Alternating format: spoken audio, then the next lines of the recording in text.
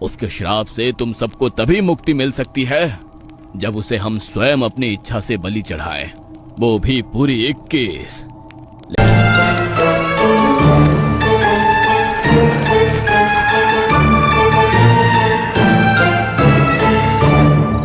भरतपुर राजस्थान के जंगली इलाके के पास बसा एक छोटा सा आदिवासी गांव, जहां मृत्यु का घनघोर तांडव हो रहा था। गांव में पैदा होने वाले हर लड़के पर एक मनहूसियत छाई हुई थी। घर में बेटा पैदा होता, लेकिन अगली अमावस्या होते ही मारा जाता। गांव में कई तांत्रिक आकर गए, लेकिन कोई भी मौत के इस महातांडव को रोक ना सका। आज भी अमावस्या की रात थी और आज रात रघु के 1 महीने के बेटे का निधन हो गया। मारा बच्चा, मारा बच्चा।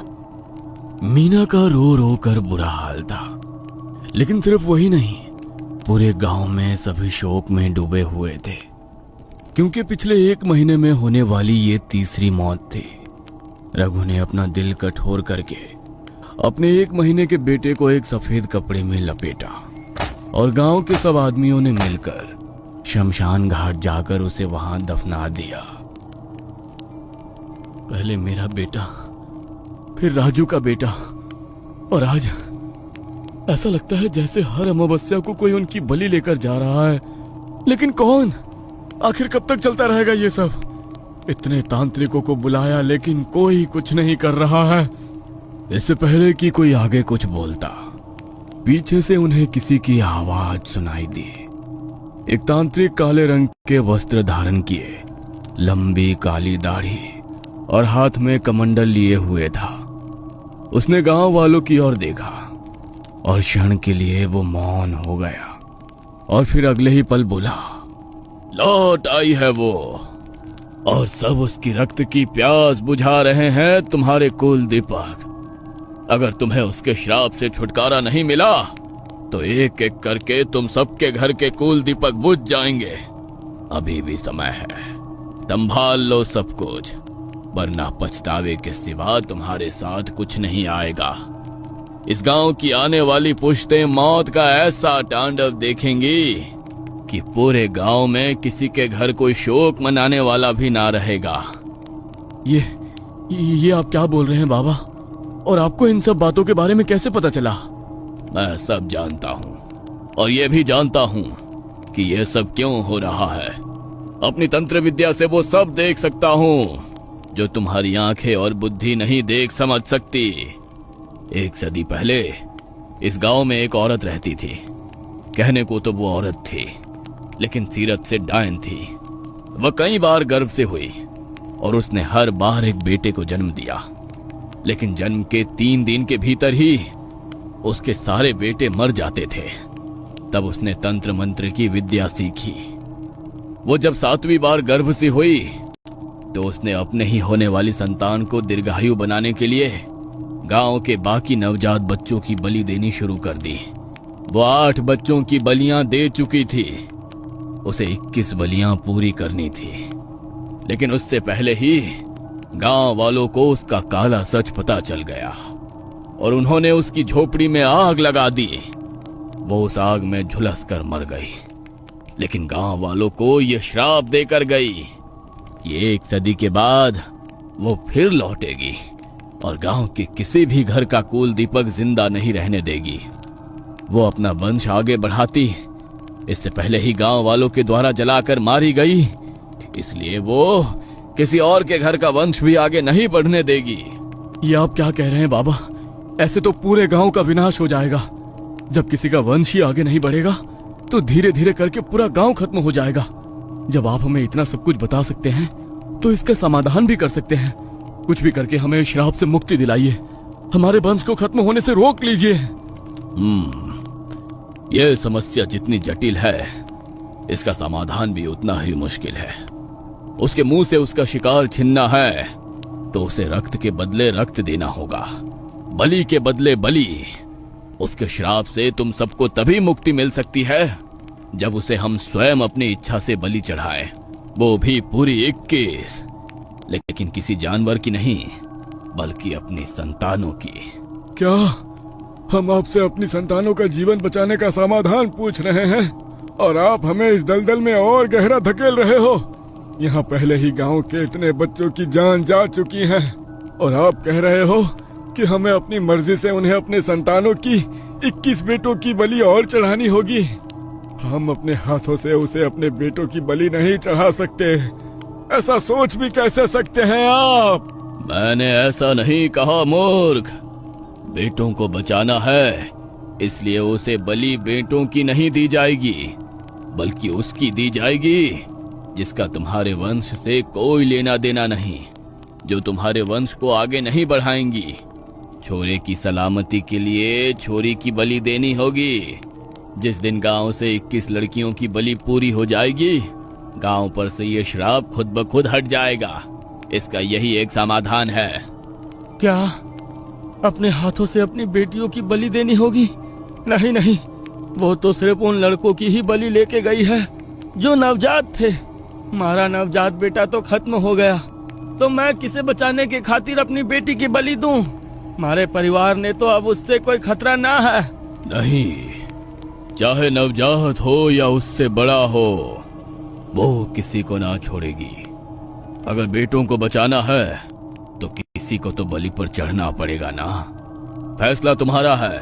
मैं इसी शमशान में साधना के लिए बैठा हूं। जब निर्णय कर लो तो आ जाना, वरना ये सिलसिला कभी नहीं थमेगा।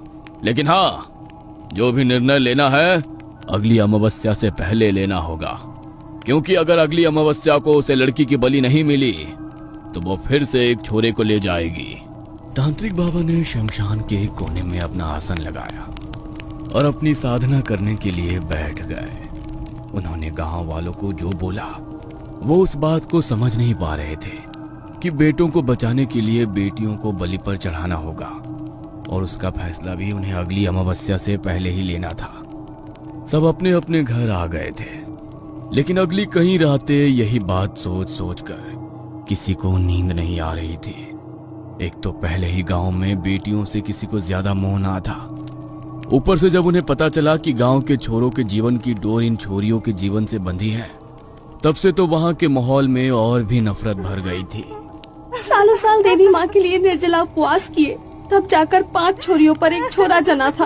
उस पर भी उस डायन की नजर पड़ गई। अरे उसे अपनी भूख मिटाने के लिए किसी की बलि ही चाहिए थी, तो इन 6 में से किसी एक को ले जाती। मारा लाडेसर क्यों छीन कर ले गई मुझसे? आज तेरा बच्चा लेकर गई है, कल को किसी और का जाएगा। एक एक करके पूरा गांव शमशान में बदल जाएगा। लेकिन ना, हम ये ना होने देंगे।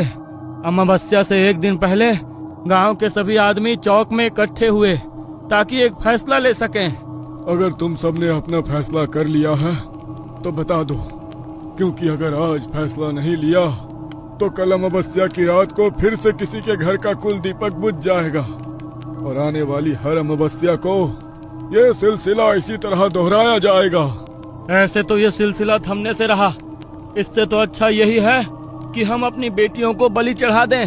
वैसे भी बेटियां हमारा वंश आगे नहीं बढ़ा सकती, और हर घर के वंश को मिटने देने से अच्छा है कि हम 21 बेटियों की बलि चढ़ा दें। आखिर कहीं तो ये सिलसिला रुकवाना ही पड़ेगा ना। हाँ, मेरा भी यही मानना है।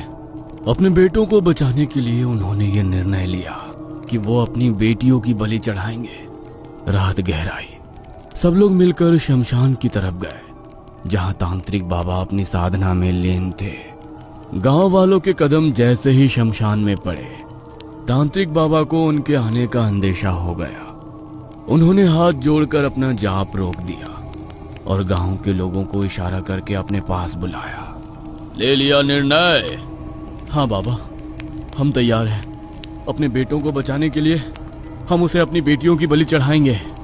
तो फिर ठीक है, कल रात अमावस्या है, तो कल गांव की एक लड़की को लेकर इसी शमशान में आ जाना। लेकिन हाँ, एक बात का ध्यान रखना, बलि उसी लड़की की स्वीकार होगी जो अपनी किशोरावस्था में होगी। नवजात या छोटी बच्चियों की बलियों को वो स्वीकार नहीं करेगी। अगली रात हुई।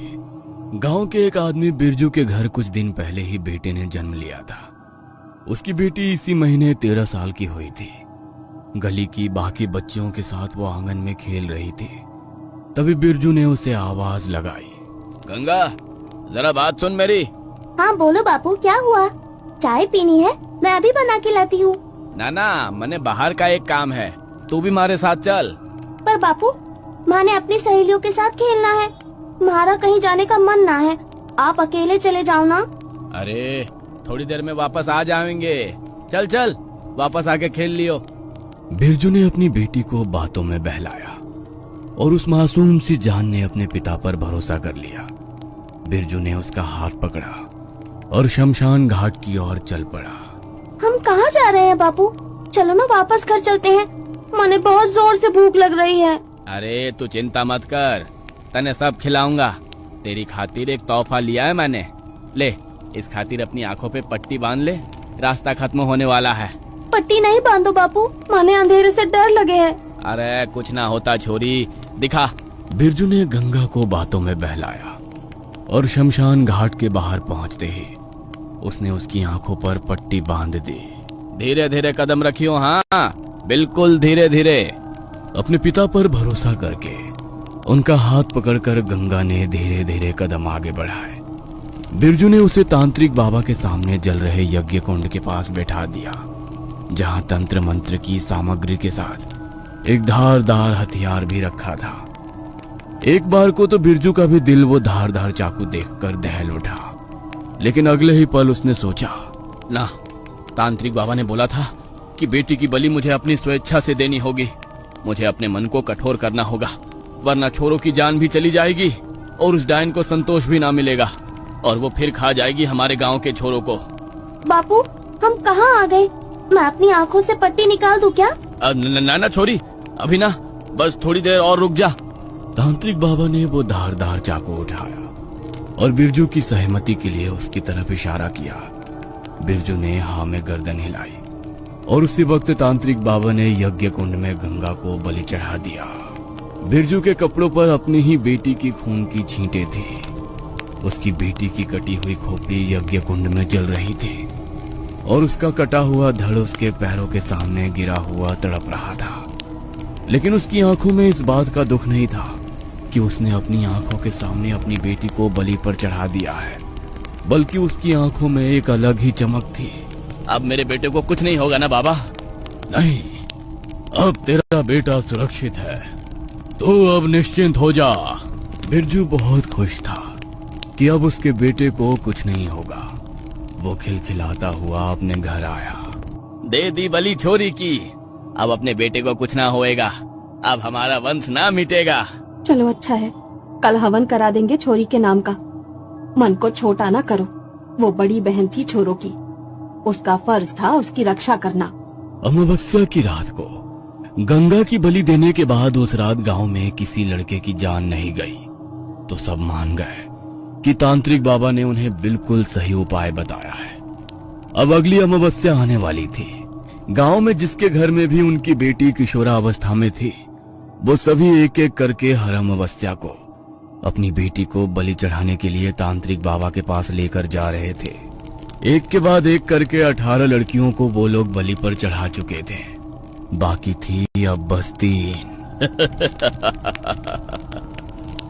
बस कुछ दिन और ये खूनी खेल चलेगा, उसके बाद मैं मुक्त हो जाऊंगा हमेशा हमेशा के लिए। क्या रुक जाएगा ये खूनी खेल, या ऐसे ही एक एक करके गांव की लड़कियों की बलि चढ़ती रहेगी? आखिर कौन है वो डायन, और ये तांत्रिक डायन के बारे में इतने विश्वास के साथ कैसे सब कुछ जानता है? सारे सवालों के जवाब जानने के लिए हमारे साथ कहानी के अगले भाग में बने रहिए।